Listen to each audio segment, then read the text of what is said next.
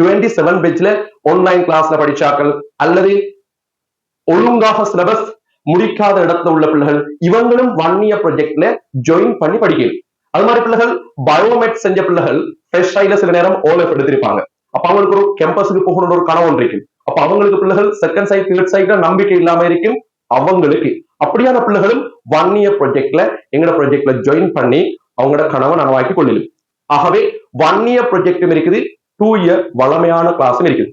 1 year project பிள்ளைகள் O level முடிஞ்சதோட பிள்ளைகள் ஆரம்பிக்கணும். அதனால பிள்ளைகள் ஓலெவல் பிப்ரவரி 27 28ல முடிஞ்சா அவங்கள அவசரமாக பிள்ளைகள் ஏந்த நம்பருக்கு வாட்ஸ்அப் போட்டு பதிவு செய்ய சொல்லுங்க. ஏன்னா ஹாஸ்டல் இடவசதிக்கு ஏற்ப குறுகிய அளவு பிள்ளைகள் தான் நாங்க எடுப்போம். April first week 1 year project hostel residential project ஆரம்பிப்போம்.